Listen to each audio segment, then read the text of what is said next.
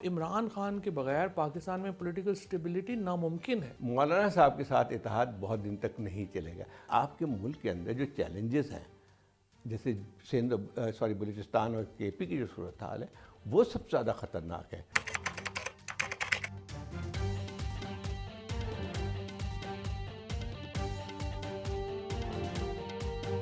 आप यूँ सोच लीजिए कि तहरीक इंसाफ जो है इस वक्त पाकिस्तान की मकबूल तरीन जमात है।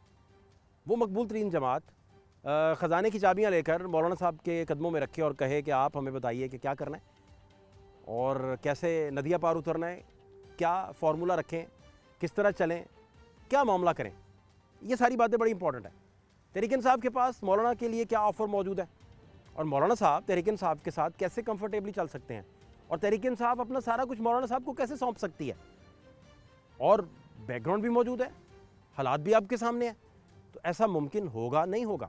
प्रॉब्लम असल में यह है कि देखिए, इस वक्त पाकिस्तान को एक आपने बहरान से निकालना है। बहरान मैंने आपको पहले ही बताया, ये पाकिस्तान नहीं, इनको शहबाज शरीफ साहब 2 साल और ज़ाया करना चाहते हैं, कर लें। मैं और आप यार, हम तो इतने वो नहीं है ना ताकतवर कि शहबाज शरीफ साहब कोई लाजमन हमारी बात माने या इस्टेब्लिशमेंट को हमारी बात सुने। लेकिन देखिए, मैं और आप जो लोग हैं या जो हम लोग जो पोलिटिकल, हमें एक एडवांटेज है। हमने इतनी गवर्नमेंट्स को आते जाते देखा है, इतनी ज़्यादा हमने साजिशें होती देखी हैं कि हमें पता है ये 2 साल में पाकिस्तान में कुछ नहीं होता। ठीक, देखिए, आप इमरान खान के बगैर पाकिस्तान में पॉलिटिकल स्टेबिलिटी नामुमकिन है। आप साथ हों इमरान खान के, आपको उनसे इख्तलाफ हों, जो मर्जी, पूरा पाकिस्तान उनके साथ खड़ा है। आप क्या कर लेंगे? 10 चीज़ें होंगी इमरान खान की जो जिसके ऊपर आप कह सकते हैं नहीं ये नहीं चाहिए, ये नहीं, पर पाकिस्तान उनके साथ है। तो इसलिए इम्पॉर्टेंट ये है कि आप उनकी सियासी हैसियत को तस्लीम करें और उसको तस्लीम करके ही आप आगे चलेंगे ना। एक बंदा, आप जैसे फ़ौज पाकिस्तान के अंदर जो इस्टेब्लिशमेंट का रोल है 71 साल से वो है, हम कहें नहीं जी वो तो है ही नहीं है जी।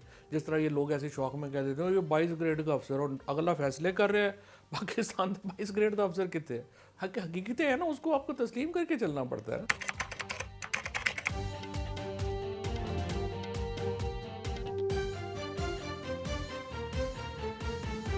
पीटीआई ने इस हवाले से हमें एतमाद में नहीं लिया और मुझे इसका इल्म है कि वो क्या कह रहे हैं, क्या कर रहे हैं।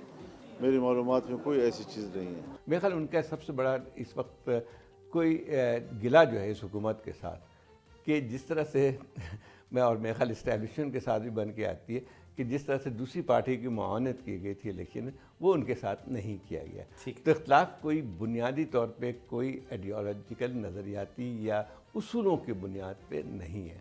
अब ठीक है, इस वक्त एक मुश्तरका एक चीज़ बन के आती है कि उनकी नाराज़गी भी है। पीटीआई भी एक लिहाज से सबसे बड़ी, आप देखें, अपोजिशन पार्टी बनी हुई है, तो एक हद तक उनका ताउन तो है, लेकिन जिसको कहते हैं ना कन्वर्जेंस जो है वो कोई उस तरह का नहीं है। वो एक दो चीज़ों में हुकूमत की मुखालफत में कर सकते हैं, लेकिन मौलाना साहब के साथ इत्तेहाद बहुत दिन तक नहीं चलेगा। अब आपको पता है कि जितनी जैसी ये बातचीत आगे बढ़ी तो वज़ीर आज़म जो है उनके पास पहुंच गया मीटिंग में, अभी मैं ख्याल चंद दिनों की बात है कि वो आ गए। तो बात ये है कि ये तो मैं समझता हूँ कि ठीक है, एक दबाव पड़ सकता है, लेकिन इनके दरमियान ताउन कोई ऐसी चीज़ों की तरफ नहीं ले जा सकता है जिसमें कहें कि हम कोई हुकूमत के लिए। लेकिन ये ज़रूर है कि जो हालात है, ये सही है कि जो और पॉलिटिकल एलिमेंट जारी हैं वो एक वार्निंग है। लेकिन सबसे बुनियादी चीज़ ये नहीं है कि जो है कितना इनका वो रहता है, ताउन होता है एक दूसरे के साथ, या कोई एक लिहाज से वो एक फिर से अलायंस बनता है। वो एक सेकेंडरी सी चीज़ मुझे नज़र आती है। ठीक है, असल जो सूरत हाल गवर्नमेंट के लिए परेशान कौन हो सकती है या ये अपोजिशन के लिए फ़ायदेमंद होती है, वो ख़ुद बहुत सारी, जो एक लिहाज से देखा जाए तो एक मुल्क में ठीक है, एक हद तक आप कह सकते हैं माशी सूरत हाल थोड़ी सी बेहतर नज़र आती है, सब कुछ चाहिए। लेकिन आपके मुल्क के अंदर जो चैलेंजेस हैं, जैसे बलूचिस्तान और केपी की जो सूरत हाल है, वो सबसे ज़्यादा ख़तरनाक है। तो बजाय इसके कि अलायंस से उनको खौफ हो, सबसे बड़ा जो मसला, जो चैलेंज बन के आ रहा है, वो ये है कि इन चीज़ों को कैसे दुरुस्त किया जाए।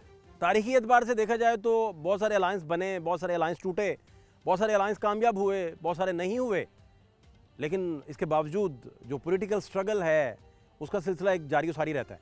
तहरीक इंसाफ जिसकी पार्टी में तब्दीलियाँ आ रही हैं, उसके शेड्स चेंज हो रहे हैं, उसके फ्लेवर्स बदल रहे हैं, और साथ वो कोशिश भी कर रही है कि मुत्तहिदा अपोजिशंस का इकट्ठ, ताकि मामलात आगे बढ़ सकें और तहरीक इंसाफ का वाहिद हदफ ये है कि उनके बानी उनको वो किसी तरीके से जेल से रिहा करवा सकें। ये वो सारे मामलात हैं और रमज़ान के बाद कहा जो यही जा रहा है, शुनीद यही है कि इसमें शिद्दत आ जाएगी, तेज़ी आ जाएगी अगर इस अलायंस को भी, इस इत्तेहाद को भी किसी की नज़र ना लग गई तो। फात शहबाज खान को इजाज़त दीजिए, अल्लाह ने के पान।